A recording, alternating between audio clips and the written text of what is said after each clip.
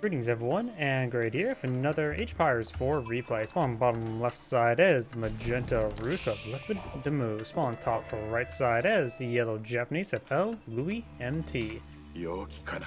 Wait, what? Double Forge is online, going for stone and gold, so he's eyeing for something. He's either going for second town center or a early daimyo manor. I honestly cannot tell at this moment in time. Both are roughly equal to the same amount of stone, 300 versus 350. But this I have not seen before.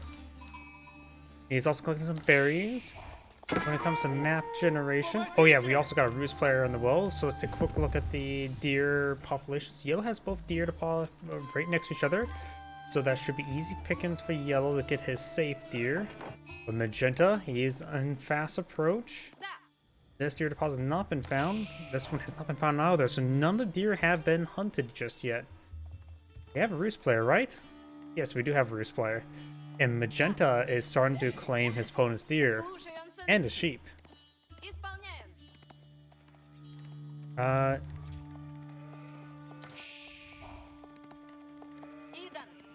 He's not killing off the deer. Wait, was some sort of patch? Okay, now I'm starting to questioning myself. Was there some sort of patch that changed? Major update July 18th? No. I know there was in the last patch notes they're going to talk about changing up the whatchamacallit? Raid bounties. Wait. He hasn't on. He's slowly generating.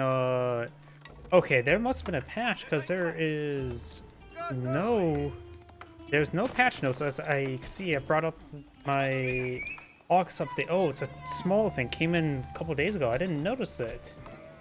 Okay. They changed the trade bounties. Hunting.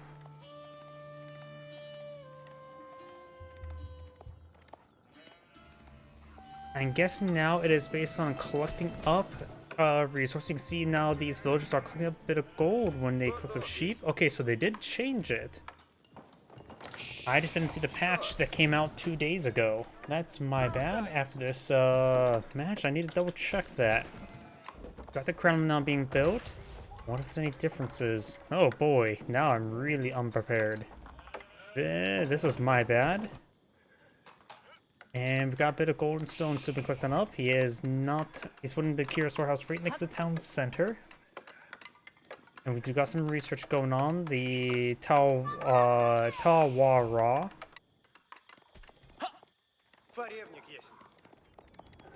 Local doggo does not get disturbed there.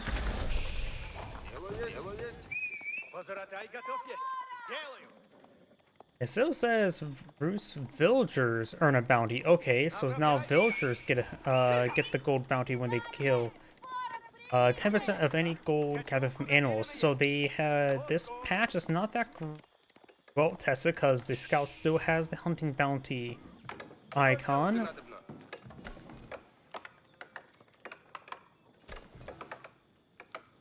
And so he does get a little 10% extra gold from sheep, which is very nice, very strong, honestly. Which, in theory, now I'm thinking about in team games, because I never cast team games, but in theory, the Roosts should have potentially a really good time if they have an ally that's a Mongol, then they could just simply divert the pasture sheep, unless it's only the natural sheep. The wild sheep are a different model than the Mongol sheep, so that could be a little bit different. We do now have the survival techniques being researched by the Roost player, as well as the level 2 wheelbarrow. Scouts did take some hits here. He's trying to torch down towns and walls being built, just getting some damage there. Yellow's bringing some sheep home. More villagers, of course, being built on up. Got the secondary town center here, so both players just eyeing for the eco game. No daimyo manor. He is stuck with a bit of gold. He's actually still collecting a bit of stone, so maybe he is eyeing for the daimyo manor. Or just taking some fire. And has a fire on the inside of it as well. Outpost now being built.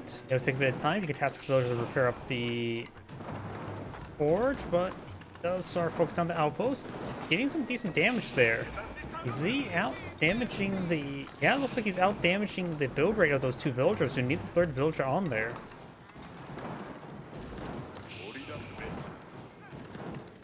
Does has... Yeah, immediately gets set ablaze. He needs to get that repaired on up. It's a bit of expensive.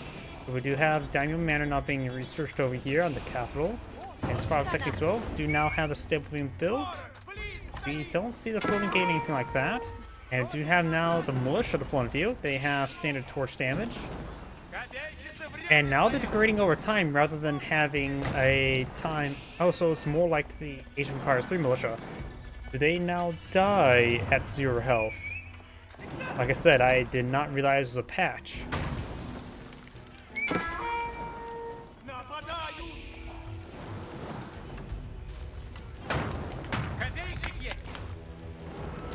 Got now a Bannerman here. He will one-shot these militia since they're really wounded. But they go down to 1 health, 0 health.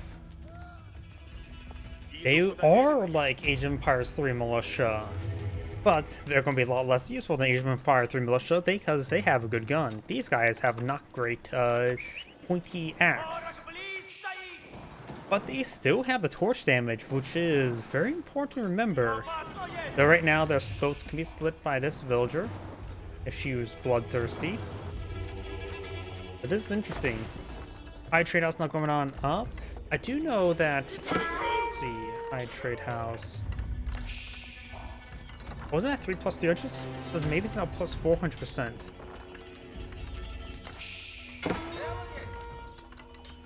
Interesting. So the high trade house may receive a buff. No, it's already pretty good. One villager does go down there, very nice, and the mounted bannerman will go down. No HF by the Japanese player.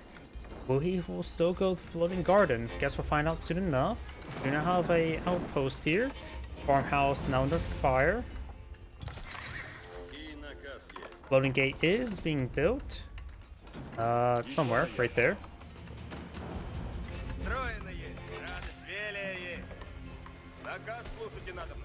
Sheep are still being collected. Finding also a bit of wood there. The Kremlin is providing wood drop-off to these lumber camps here, as well as a secondary town center, which is right there. But it's in a position as well he can get extra wood drop-off from that lumber camps as well. Loading gate is being complete, not almost complete. Mounted Bannerman has been pulled on the field once again. And now we've got some Roost Horse Archers. Let's take a look. Are they anything different? No, they appear to be the same. Yep, they still appear to be the same. The militia are now advancing way forward. And he only garrisons a single villager on the inside of the outpost, which actually does make sense. Arrows in this game tend to overkill individual units quite a bit, and so the militia having 1 health, a single villager will basically be the same effect as having all 5 villagers against 1 health units.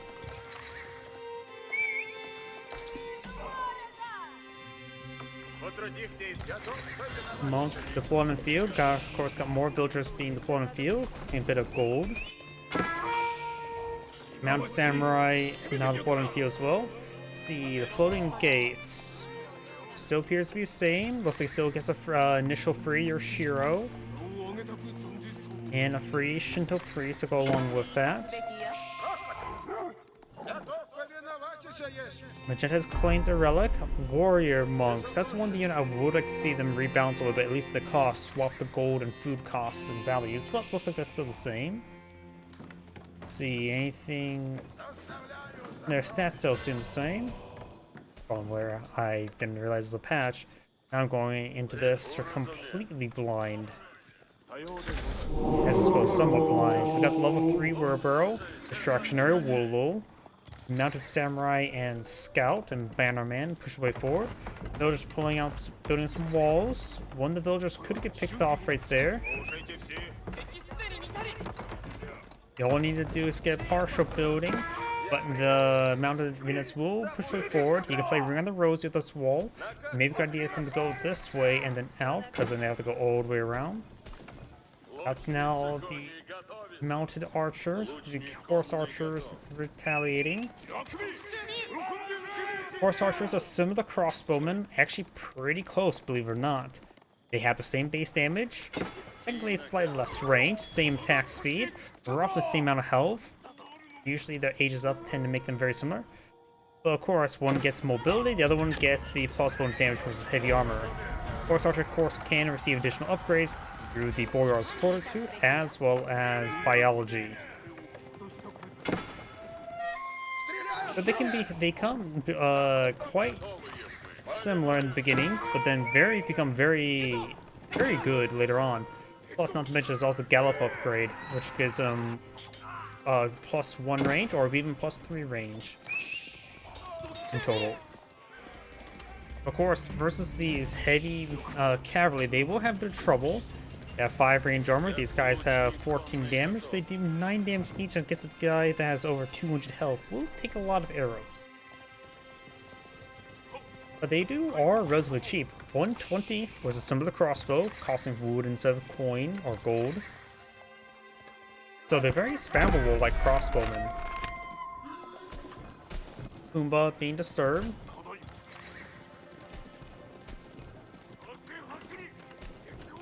Let's take a look at the trade bounties. Oh, he's already at max. So it goes 100, 250, then up to 750. So you expect to get tier 1 and tier 2 pretty quickly, especially with the sheep, but then you actually have to pursue tier 3. That's interesting. And also looks like the gold generation rate has been adjusted. It wasn't like 10, 15, or 10, 25, like 65? Now it's just plus 40. No wonder they actually stack. And one thing I would like to see them do is add a tree counter or claim trees in top left right next to the trade bounty. Because you have a cap on number of trees you can claim of like 300. If they could just add a little counter here, it would probably incentivize players to actually maximize that counter. And get an idea, just give them a little bit of a reminder that, hey, you got hunting cabins, use them. Are they still the same cost, the hunting cabins? Yeah, they still cost 100. I think they could stand to use price reduction down to 75.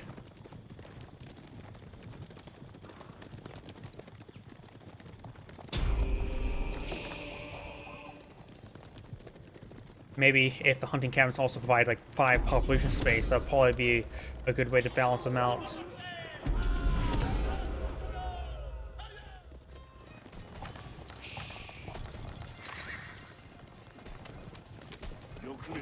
The reason why I think they should be a little bit cheaper is, one, most other civilizations get a pretty decent economic benefit for honestly cheaper, especially when you're just building hunting camp just solely to collect up gold. Additionally, also make the late game farm transition a little bit more affordable, since it is actually more expensive than other civilizations. We got a good number of these mounted archers here. They, of course, all have the same movement speed. You have to be careful of the charge attack. But if he actually ages up, Gallop could be very useful. Not only to increase range, so they can engage from further away, but also just gotta move fast. Samurai are actually now taking a bit of damage there.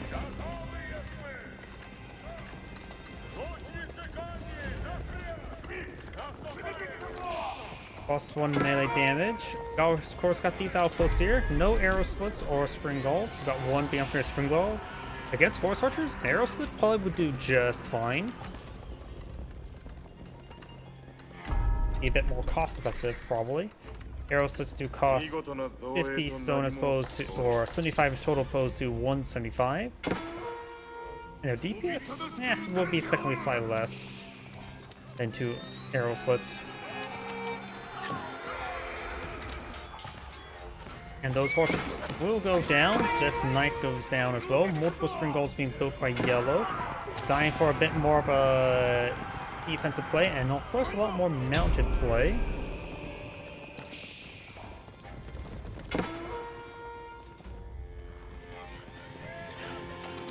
Got a couple of regular knights here. They do have the effect of Boros Fortitude. In comparison to the Mountain Samurai Deflection, see, their basic attack is 25 and you get plus 25 health. So the deflection effect and versus Boros Fortitude are probably equal to each other.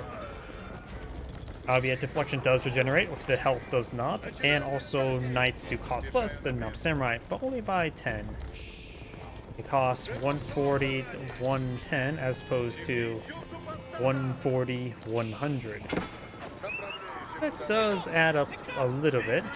We got a good number of outposts here, and he has upgraded one with multiple spring golds. It's going to be very hard to disrupt all these guys. There's just a good number of outposts there.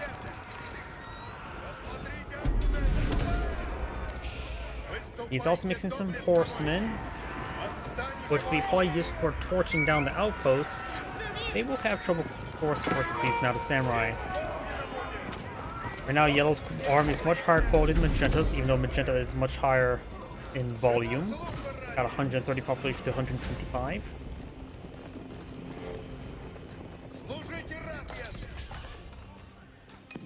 Gold being collected on up now. Got the 6th site being interrupted by some horsemen.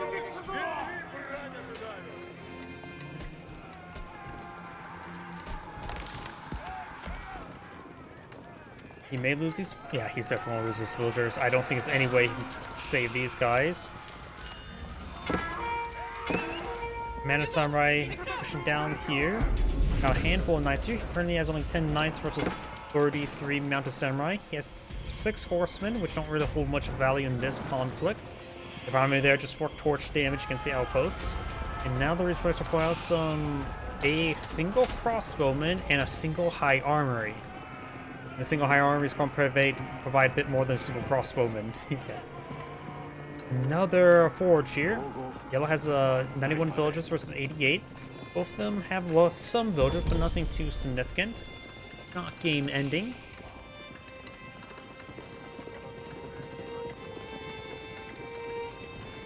Magenta is moving around. Yellow's now counter-attacking. And we got the Konami villagers here. Is it going for the castle? Oh, he's going for the berries. I don't know why I thought he was going to age up with the... I forget what it's called. Castle the Crow. That's what it's called. And that is a location where he has a pretty safe spot for the trade route. Man, Samurai need to keep their distance. Castle Crow is being produced by 27 villagers. This will not only give him a castle and not castle age, but he can get quite a significant amount of income. I think every single trader at this distance will probably give him around 3,000 resources, which is quite significant. Personally, I think it should be reworked rather than one large shipment. He just asks for like once every 10 seconds bring in a smaller shipment, roughly the same deep resource income, and make it a bit more cinematic and contesting around a very vulnerable trader. And more reliable streams of income rather than one massive burst. Man Samurai has broken on through. Horsemen charging way forward. We've got another militia being deployed on the field. The militia age 4 has 18 plus 16 against cavalry, so they're pretty reasonable.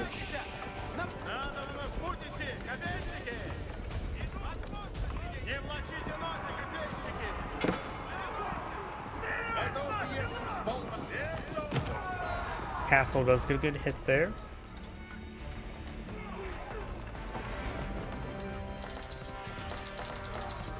Many of these Mounted Samurai are quite wounded, but a single Shinto priest can't... Oh, no, he has more than a single Shinto priest. But it'll take a bit of time to heal them all up, however. Let's see. Magenta's claiming 4 relics, so may want to go for Tithe Farm sooner rather than later. But, of course, there's a lot of resources you want to go for, so it's not high priority.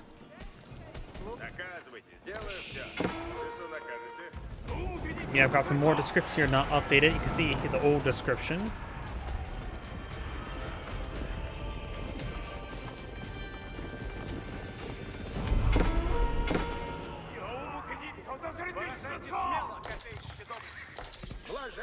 Warrior monk receiving some fire. Got an elite mounted samurai.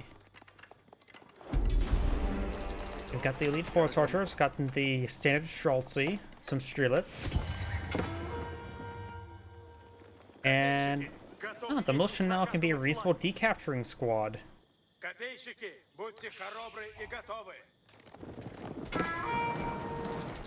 What's this research? Increase line sight of all buildings by plus 2 tiles every 3 minutes. All economic units heal for 100% of their health over 3 seconds. Oh, economic units, not the mounted samurai.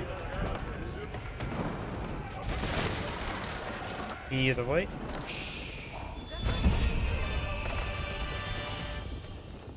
Yep, too many villagers onto the high trade house is providing 169 gold per minute.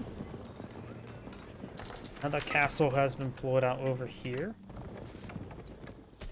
Yellow has an unusual army with the Japanese, but so far being pretty successful. The Roost player could mix him some spearmen. After all, sharp pointy sticks are pretty effective versus horses. And now he's fighting against this keep, and he has not a whole lot of torch damage here. He does have gallop, so now these horse archers have a range of 5.5 and get up to 7.5 with gallop activated.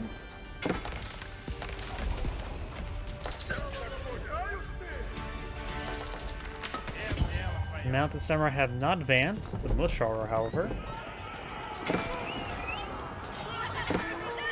And the militia have advanced to their death. Handful of militia just torching down this stuff. Spring bolts will take a bit of time to kill them off. A lot of overkill there. Soldiers could go down here. Oh, we got the pole axe upgrade for the Roost player. An incredibly rare upgrade, at least in the previous patch. Which gives his knights, makes this one of his knights one of the best knights in the game, having a +4 damage.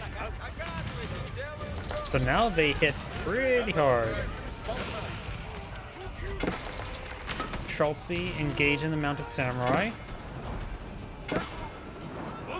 Those villagers do go down. Right now the Japanese players just have just a really high quality armor to say the least.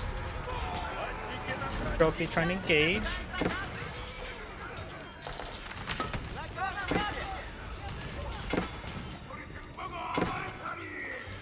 Villagers starting to retreat back. That's not the capital, so it's less villager population space. Does have some villagers push forward. Elite archers are advancing. Don't have incendiary arrows just yet. Man, samurai moving around. Got the villagers with a little bit of wood, trying to fix up that wall, which may trap the mounted samurai if they're going to try to retreat them back. But of course, these elite horse archers taking some hits there. Okay. Yep, treasure caravan. I want to see how much income he's getting from this one. The Japanese player has a decent gold reserve. Not a whole lot of food or wood. Same thing with the Roost player, but even less so in the food. Those villagers will go down. Let's see. He has 200 stone, 300 gold, 600 gold, wood, and food. So, yep, a little less than 3,000. About 2,700. Madam Samurai Perfect 4, the siege weapon went down there. Schultzy trying to gauge.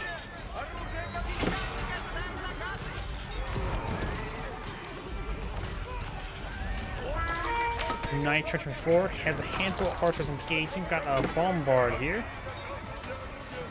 Got a handful of Schultzy here engaging. They are very cost effective, having a sizable discount for a hand cannoneer.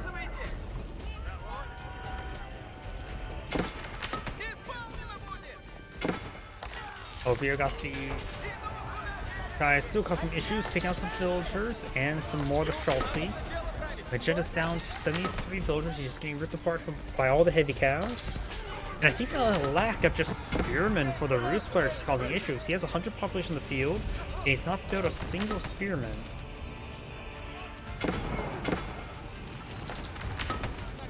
Nor he's been matching his opponent's knight or heavy cavalry production.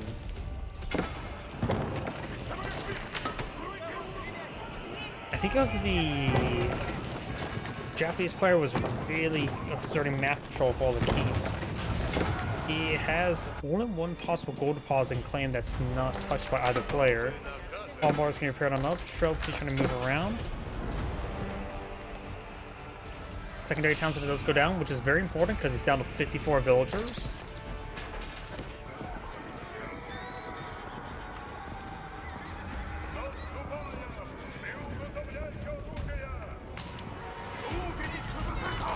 That's good volley there. He's still not researched chemistry, which is a bit of a problem for Shreltzy.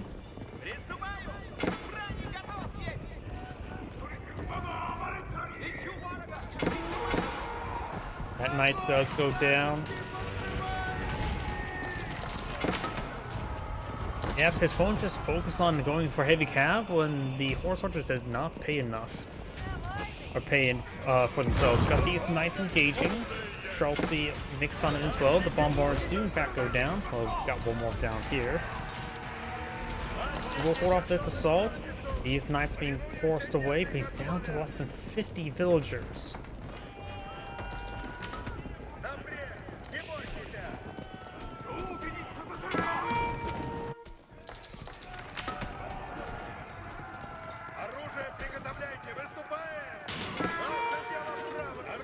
Nice, who gets some good damage there. They have 47 lance attack. And these guys, of course, buffed up quite significantly thanks to Spanderman's plus 50% damage to the other nearby cavalry units.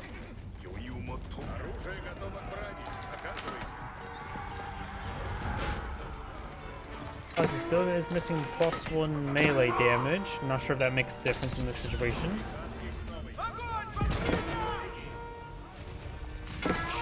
More of the Shreltzy going down. Got some regular force and mix on in. His opponents are still mass producing the heavy cav, which is doing quite good. He has now recovered the 50 villagers.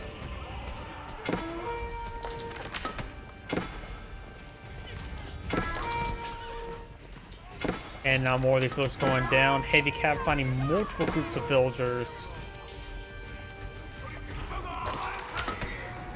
Does have the Kremlin garrison for a moment. He's out of Shreltzy as well.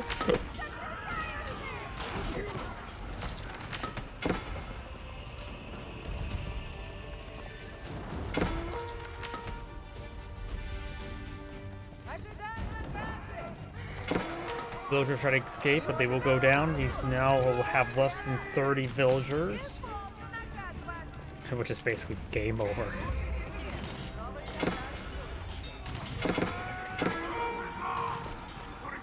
Second side victory has 5 minutes remaining. I'm not sure if Magic's going to try to stick it out, because yeah, that 27 villagers, that is not enough. That's not enough in the beginning of the game, let alone the end of the game.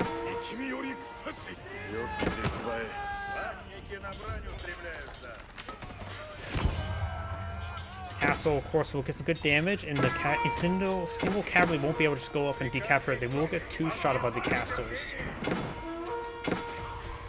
Musha can take out one other mounted samurai. Now we got some Shinto priests here. And Magenta does finally back up the game. This is Angrade saying, thank you for watching, and on to the next replay.